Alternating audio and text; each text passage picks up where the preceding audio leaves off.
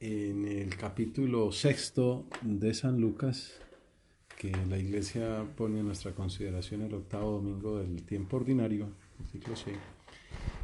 Cerramos ya el sermón de la llanura, en el que hemos contemplado las bienaventuranzas, el amor a los enemigos, y concluye con una serie de parábolas mínimas. La de los ciegos que guían a otros ciegos, la de la mota en el ojo, la de los árboles y los frutos, para concluir que de lo que rebosa el corazón habla la boca.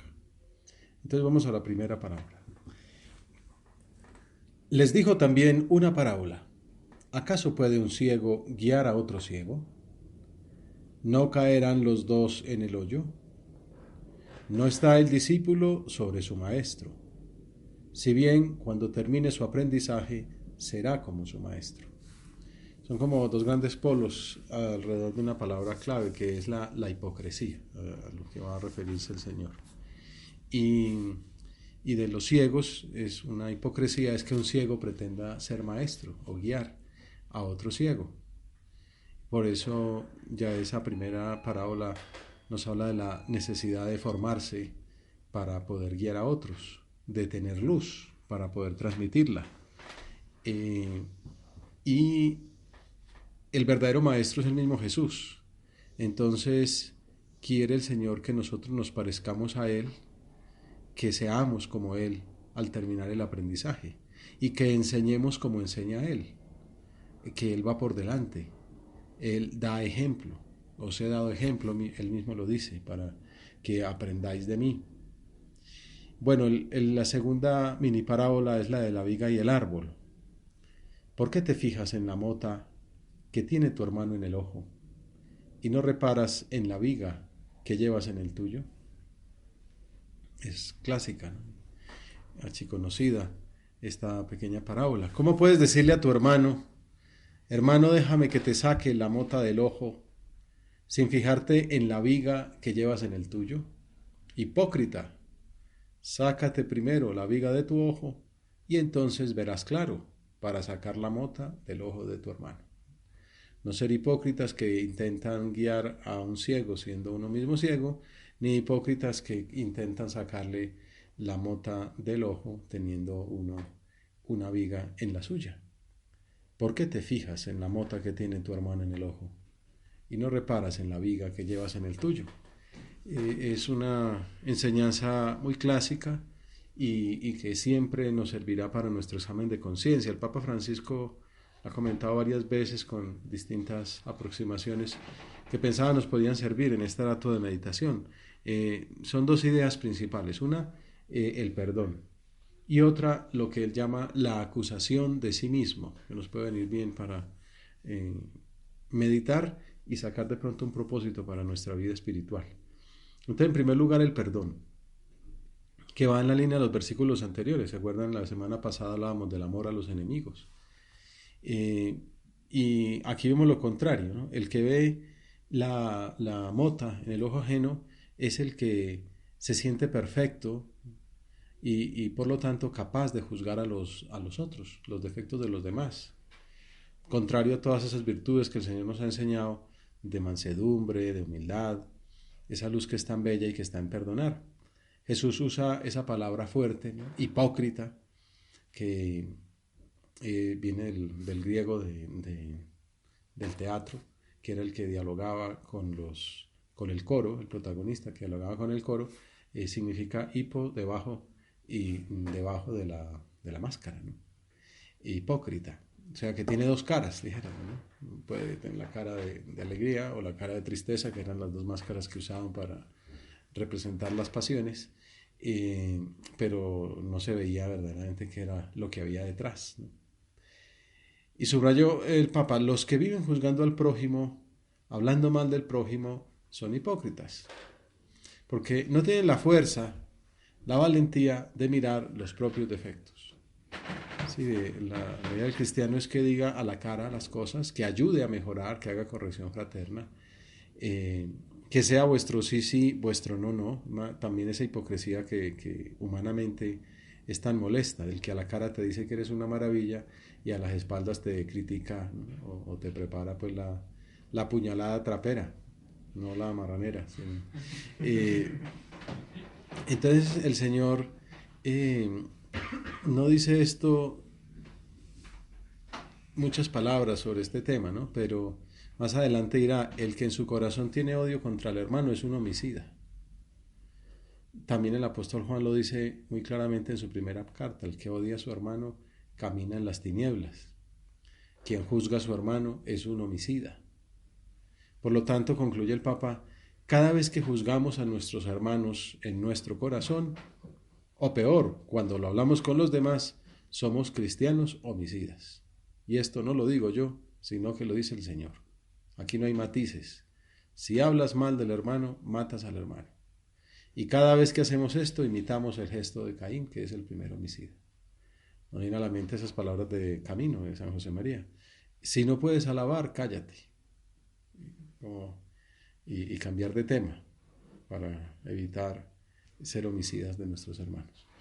Esa era como la primera parte, una manera de interpretar no mirar la mota en el ojo ajeno mientras se evita la viga en el propio. Pero ese mirar la viga del propio ajeno, del propio ojo, es lo que pues se llama la acusación de sí mismo, que es un término casi como muy de la espiritualidad que ilumina al Papa. Primero, acúsate a ti mismo. Solo entonces verás bien para poder quitar la mota del ojo de tu hermano. Pero ese es el primer paso, ¿no? Mirar mi viga, acusarnos a nosotros mismos. Es muy difícil, porque siempre tendemos a excusarnos y bueno, y a no conocernos a nosotros mismos. Pero pues siempre se ha dicho eso, el espíritu propio es mal consejero y por eso es importante tener un director espiritual. Esto no es como tradicional en la ascética cristiana, me llamó la atención en un libro de Aristóteles que estoy leyendo en estos días, pues un análisis de su obra, arrancan también con una cita de él. O sea, pues esto es de sabiduría humana, que nadie es buen juez en causa propia, nadie se mide bien los propios defectos ni las propias virtudes. Entonces hace falta conocerse más, hacer examen, porque uno siempre valora mucho a los demás, pero no se mira a sí mismo, ¿no? Cuando nos vienen pensamientos sobre otras personas, pero mira así, aquel hace esto y lo otro, precisamente en esos momentos es oportuno preguntarse a sí mismo, ¿y tú qué haces? ¿Yo qué hago? ¿Soy justo? ¿Me siento juez para quitar la mota de los ojos de los demás y acusar a los demás? Y por eso es que el Papa menciona las palabras tanto de Jesús, hipócrita, que es ese doble cara, doble alma, todos, y dice, comenzando por el mismo Papa en adelante, todos tenemos esa tentación. Si uno de nosotros no tiene la capacidad de acusarse a sí mismo y después decir si es necesario a quien toca lo que hace mal, no es cristiano. No entra en esta obra tan hermosa de la reconciliación, de la magnanimidad, de la misericordia que nos trajo Jesucristo. De hecho, cuando uno va a hacer una corrección fraterna, lo que está previsto también es que uno se hace examen. Yo cómo vivo ese tema. Este es desordenado y bueno, ya que me di cuenta que este es desordenado, yo cómo estoy de orden. Y puede ser que uno entre al cuarto y vea todo más o menos en su puesto y sí, que materialmente las cosas están muy puestas, pues casi que a mí. Alumno aventajado de Marie Kondo, pero puede uno seguir haciendo exámenes, bueno, y el orden interior, el orden de los afectos, y puede uno, si es humilde, encontrar aspectos en los que puede mejorar. O sea que ese darse cuenta de los defectos ajenos en sí no es malo, es natural, pero uno puede aprovechar para acusarse a sí mismo, ¿no? Por eso, si tú puedes dar este primer paso, pide la gracia del Señor de una conversión, de acusarme a mí mismo. La respuesta en el fondo es sencilla, es un ejercicio sencillo. Cuando me venga a la mente el deseo de decirle a los demás sus defectos, detenerme y pensar, ¿y yo? El famoso refrán, ¿no? Un burro hablando de orejas, pues, sin alusiones personales. Pero decir, si no vaya a ser que esté diciendo orejón y resulta que es más orejón que él. Es necesario también ese valor que tuvo Pablo en escribir de sí mismo a Timoteo.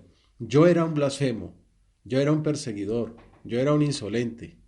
¿Cuántas cosas podemos decir de nosotros mismos? Y así nos ahorramos los comentarios sobre los demás y más bien miramos nuestros propios defectos para dar ese primer paso en el camino de la magnanimidad, que porque quien sabe mirar solamente las motas en el ojo del otro acaba en la mezquindad, un alma mezquina llena de pequeñeces, de críticas. Y ese comentario del Papa concluía: pidamos al Señor la gracia, la valentía de Pablo, de seguir el consejo de Jesús, ser generosos en el perdón, ser generosos en la misericordia, para que podamos ser como Jesús. También decía el ejemplo de para reconocer una persona santa hay todo un proceso, se necesita un milagro y después la iglesia la proclama beata, bienaventurada, santa. Pero si tú encontraras una persona que jamás haya hablado mal del otro, se le podría canonizar inmediatamente. Es hermoso, ¿no? Decía, concluía el Papa. Bueno, pues ese acusarse a sí mismo es lo que, pues tradicionalmente en la ascética cristiana se llama el examen de conciencia. Ese ir al fondo a evaluarnos, que requiere, digamos, como tres fases. Una, que sea un diálogo de oración. Otra, que conlleve conocimiento propio. Y una última, que implique una conversión. Eran como los tres puntos que pensaba que podíamos considerar aquí en este rato de oración. Aquí a la luz del pensar, el ver la viga en mi propio ojo. O sea, hacer examen, conocerme en ese diálogo con el Señor, que no es simplemente pues para ser mejor persona o para pues ganar digamos puntos en la vida social, sino para ser mejor hijo de Dios. O sea, esto forma parte del diálogo con el Señor, forma parte del ámbito de la conversión interior a Dios. Ahora que estamos a punto de comenzar la cuaresma, pues también bueno pensar en nuestra oración la importancia de esta práctica de piedad, el examen de conciencia. San José María pone en conexión pues que esto forma parte de la vocación, de la llamada y el seguimiento de Cristo. Hace falta o va íntimamente relacionado con la necesidad de examinar el corazón en el amor de Dios. Bueno, también las relaciones humanas. Siempre en estos días leía que la fidelidad en el matrimonio es fruto de muchas reconciliaciones. Pero para uno reconciliarse hace falta reconocer que se ha equivocado. Bueno, en esos casos también a veces que se lo hacen caer en la cuenta a uno, ¿no? Pues ya no hace los detalles que hacías antes, tal.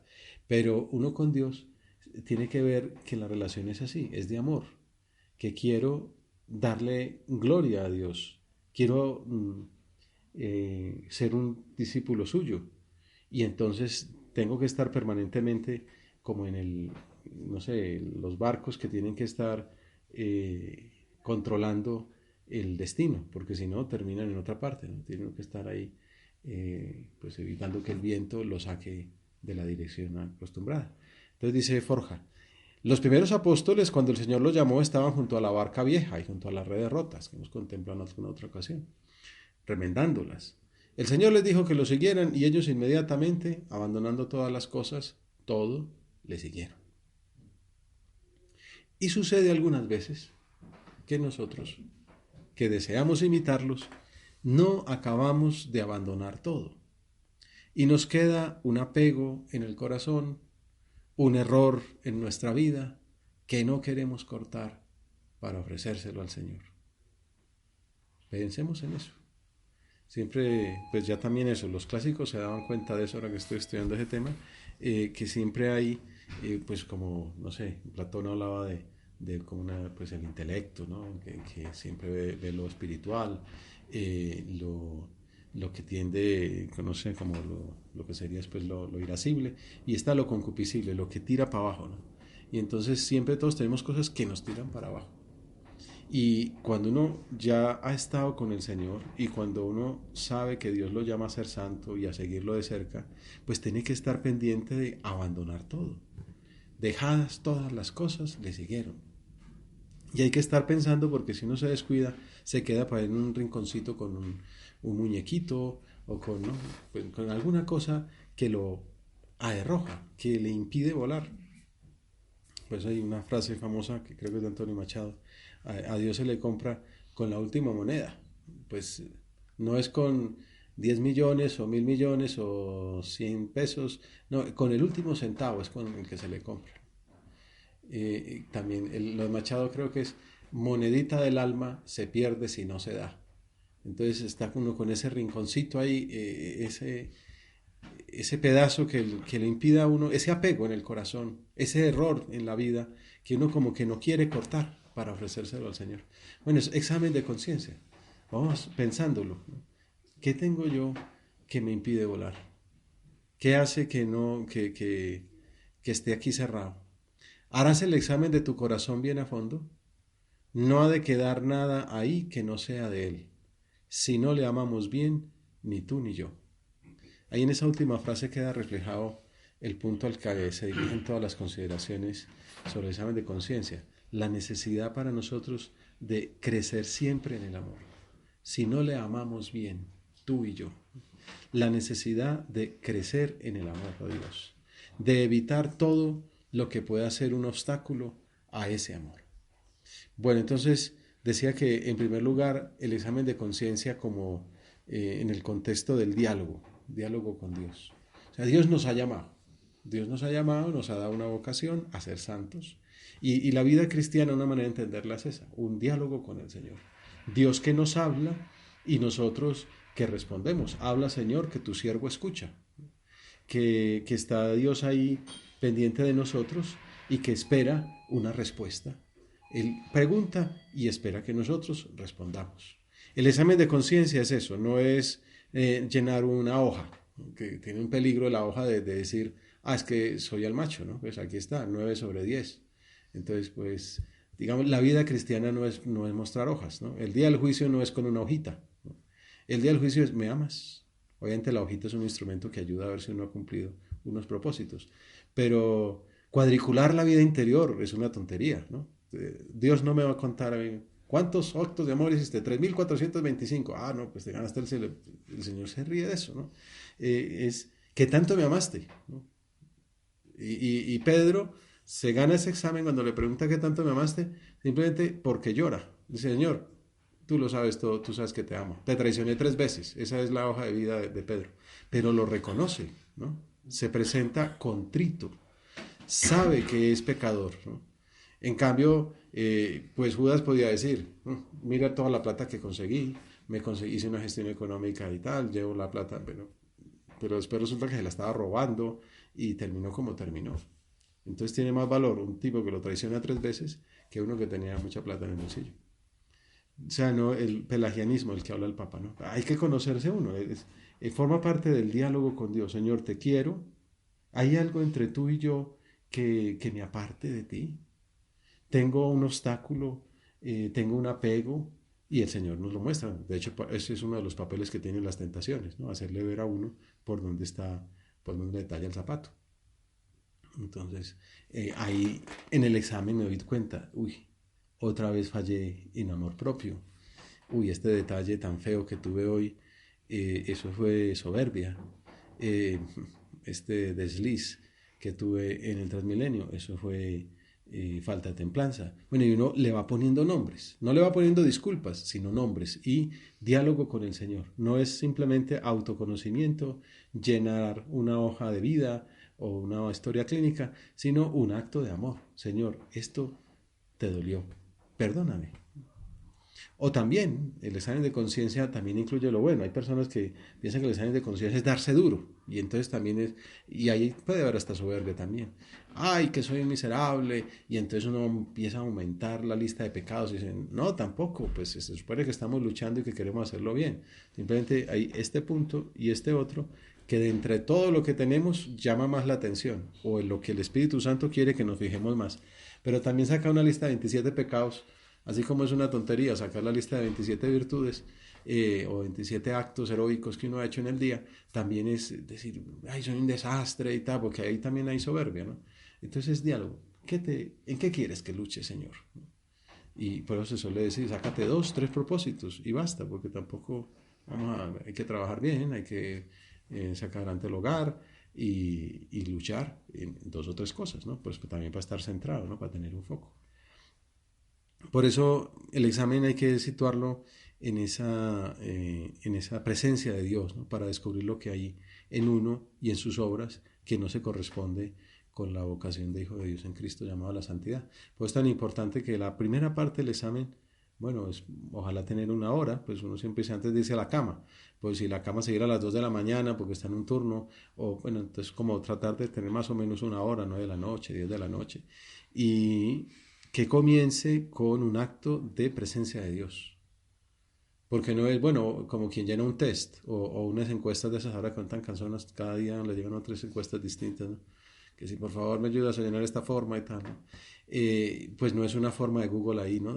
Sino que es un diálogo con el Señor. Entonces, lo primero y más importante es ponerse en presencia de Dios, invocar al Espíritu Santo. Muéstrame, Señor, lo que quieres en que mejore. Prepararnos mientras uno va a ese rato de oración, que es eso, el examen de conciencia es un diálogo con el Señor. San José María decía quedarse a solas con Dios. Entonces como también ya irse en silencio, irse en presencia de Dios, para que en ese momento dice, ven Espíritu Santo, ilumíname, santifícame, dame luces, ayúdame a ver. Y ese conocimiento alcanzado lo dispone a uno a la contrición. Decía, punto importantísimo, la oración, la invocación al Espíritu Santo. El protagonista de la vida interior es Dios, entonces que Él sea el que me muestre en qué quiere que luche. Por eso en la iglesia espiritual siempre suele preguntar, ¿qué te está diciendo Dios? No es por dónde vas, qué quieres hacer, sino qué te está pidiendo Dios. También para el director espiritual saber, así lo que Dios le está pidiendo es esto, pues yo le ayudo, lo acompaño por ese mismo lado. Y entonces ya uno ha visto, uno se examina, ahí sí, pues no sé, ya cada uno ha mirado, en esto hay una libertad muy grande, no hay como el modo de hacer el examen, ¿no? Único, y todos con la misma tijera, y todos con el mismo papelito, no, cada alma es individual, cada alma es hija de Dios, entonces cada uno lo mira como Dios le esté pidiendo, y eso lo mira en una elección espiritual. Yo personalmente me voy a examinar de estas 3 cosas, o voy a mirar esto, no es que todo el mundo mire lo bueno, lo malo y lo regular, no es que todo el mundo mire 5 normas de piedad, no es que todo el mundo, no, yo personalmente, no es, San José María decía el médico malo que tenía un costal ahí junto al junto a la mesa, pues al escritorio, y entonces al final de la cita sacaba, el costal estaba lleno de fórmulas médicas ya hechas, y entonces sacaba una al azar y decía, que Dios se la depare buena, ¿no? Como fórmulas ya prefabricadas. No, hay que ser a cada uno, las fórmulas hablan por miligramos por kilo de peso, no le voy a dar lo mismo al gordo que al flaco, ¿no? Pues cada uno lleva su dosis, entonces igual el examen de conciencia es personalizado, ¿no? Y entonces uno lo mira en la charla fraterna, en su dirección espiritual, y va examinando eso que Dios quiere. Y entonces viene oración, pedirle ayuda al Espíritu Santo, examinarse en lo que uno ha visto que se iba a examinar, le pide ayuda al Espíritu Santo qué le quiere mostrar, en qué tiene que mejorar, y el acto también, un acto muy importante del penitente, o en este caso pues del cristiano que se está examinando, es la contrición. O sea, porque una vez más, el protagonista de la vida espiritual no es lo que yo hago. Entonces sí, hoy hice todas las normas de piedad. Me levanté a tiempo, me bañé con agua fría, me mortifiqué, no tomé Coca-Cola. Mejor dicho, que Dios me pida un certificado de acción de gracias porque me debe, ¿no? No, lo más importante es, Señor, te pido perdón. Lo del fariseo y el publicano, ¿no? En el fondo eso es como un ejemplo, una parábola de examen de conciencia, ¿no? Me sienta en la primera fila. Señor, te doy gracias porque yo soy el mejor de la película, ¿no? Porque yo hago de todo, habría que dar impuestos de cosas grandes y yo lo doy de lo pequeño, y no soy como este otro de atrás, que es un pecador y un miserable. En cambio el de atrás no dice nada, lo único que dice es, Señor, perdóname, que soy un pecador. Y dice el Señor, ¿cuál de los dos bajo justificado? Y resulta que el otro sí pagaba impuestos y se gastaba un montón de plata para darle a Dios, para darle gloria a Dios, pero en el fondo era para darse gloria a sí mismo, para su fama de santo. Y eso no, en el cielo no es eso lo que cuenta. Lo que cuenta es esa contrición. Entonces la contrición es una parte muy importante. Es decir, Señor, te pido perdón por esta viga tan grande que tengo en mi ojo. En cambio el fariseo es, Señor, te doy gracias porque tengo una mota y no soy como este otro, ¿no? Contrición, dolor por las faltas, propósito de enmendarse, obviamente también, ¿no? Entonces, hoy no me levanté a tiempo. ¿Por qué? Porque no me sonó el despertador. Propósito, poner el despertador. Es más, no, más que acá el propósito, en el mismo examen de conciencia, pongo el despertador en mañana a las 5 de la mañana. Y ya quedó el propósito no formulado, sino cumplido. Y ya pele yo al Espíritu, al ángel de la guarda, bueno, y al Espíritu Santo también, para que cuando suene me levante.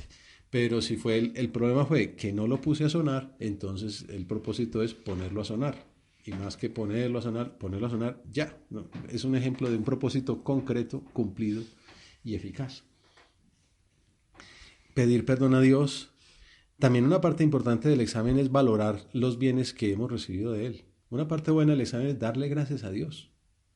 Por lo mismo, ¿no? Como el protagonista no soy yo y todas las cosas buenas que hice, una buena parte del examen es, Señor, te doy gracias porque hoy hice esa llamada a este amigo que tenía tanto tiempo que tenía que hacerla. Te doy gracias porque me levanté a tiempo. Te doy gracias, Señor, por esa luz tan bonita que vi en la oración en la mañana de la viga y la mota. Te doy gracias por la misa de hoy que pues me sirvió tanto.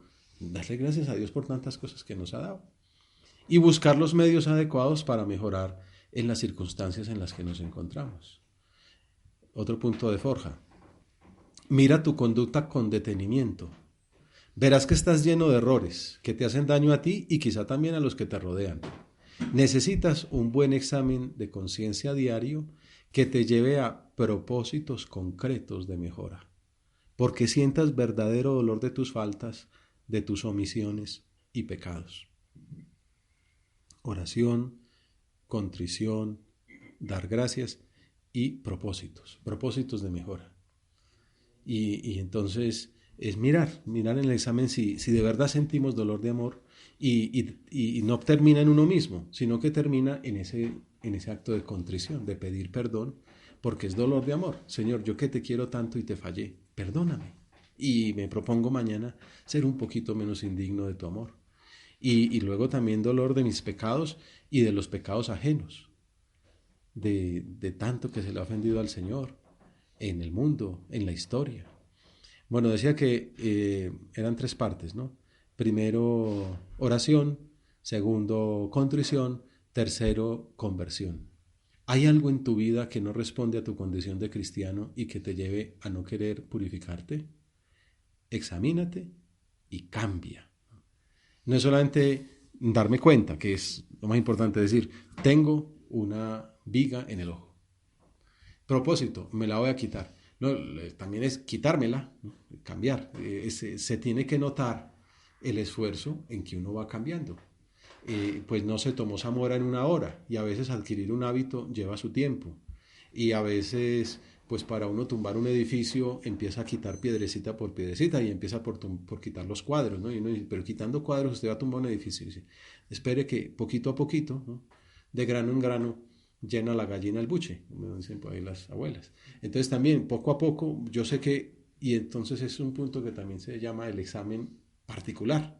Si sé que tengo que ganar en la virtud, por ejemplo, de la templanza, entonces voy a hacer una listica de mortificaciones. Hay una en concreto que me cuesta mucho y entonces ahí me esfuerzo. Y pues, qué sé yo, bañarme con agua fría o levantarme a tiempo. Hay gente que para lo cual, bueno, pero para todo levantarse es heroico, ¿no? Bueno, entonces ahí vamos a poner esa en particular, en eso, o en el agua fría, o en la Coca-Cola, o en la puntualidad en clase, o en el sonreír, o en el saludar, o en el rezarle a la Virgen. Bueno, uno va como poniendo ese esfuerzo de conversión, de cambio en una cosa concreta. En Camino se habla de como una estrategia de lucha. Hay que ir vestidos, las luchas medievales llevaban pues el yelmo, la coraza, ¿no? Como el escudo a la defensiva, pero luego también había que ir con la lanza para atacar, o con la espada, ¿no? Para acabar con el enemigo. Una cosa es que el gusano no lo pique a uno, pero otra es matarlo también, ¿no? Ir a la cabeza. Entonces el examen general es como toda esa parte defensiva y de diagnóstico y de descubrir por dónde me está tallando el zapato, y el examen particular es ya el tratamiento, es coger la espada y acabar con el enemigo. Y entonces ya cuando uno de pronto después de un tiempo ha logrado adquirir esa virtud, ese es otro punto en que insistía Santo Tomás de Aquino, por ejemplo, y San José María también, que la conversión mejor es positiva, es voy a ganar en esta virtud, voy a alcanzar esta otra, para no estar como a la negativa, a ver si logro superar este defecto. De hecho, uno supera los defectos ganando en virtudes. Entonces, un aspecto bueno es ser muy positivo, ¿no? Luchar para darle gloria a Dios en un punto concreto, en una virtud, en un detalle de servicio. Y entonces ahí es donde está esa búsqueda de conversión, ¿no? Descubrir en qué y cómo hay que reformarse y buscar hacer aquello que el Señor nos ha mostrado. Para eso es muy importante la sinceridad. Sale muchas veces en el Evangelio el famoso demonio mudo que no deja hablar. También a veces no es sincero uno consigo mismo, ¿no? Y le busca una disculpa y tal. Hay que llamar a las cosas por su nombre, y eso es parte de ese regalo del Espíritu Santo, de esa luz de conocimiento propio para decir, lo que tengo es una viga, no una mota, sino una viga, y eso requiere, pues mejor dicho, una grúa. Bueno, pues hoy la consigo y no hay que tener miedo. Bueno, pues la consigo y me la quiten, y una vez se la quitan a uno, descubre que uno debajo además también tenía motas, y después descubre que tenía... Wow. El Señor también es muy amable y va haciendo que poco a poco se vaya pues descubriendo esas luces para que no se apabulle uno viendo todas las miserias de un solo golpe. Bueno, se nos acabó el tiempo. Acabamos a la Virgen Santísima, que es modelo pues de entrega al Señor, también de conocimiento, ¿no? Ella dice, el Señor ha puesto los ojos en la humildad de su esclava, en la pobreza, en la miseria de su esclava, se reconocía poca cosa delante de Dios, ella que era la obra maestra de la creación. Bueno, pues a ella le pedimos que nos ayude a llevar a la práctica estas enseñanzas del Señor, de no mirar la mota en el ojo ajeno sin haber visto la viga en el propio, para que pongamos en sus manos los propósitos que el Espíritu Santo nos ha sugerido y que se pueden resumir en una palabrita, una frasecita que usaba el Beato Álvaro del Portillo para hablar de la importancia del examen de conciencia. Era una gracia que le pedimos al Señor, la gracia de hacer a conciencia el examen de conciencia.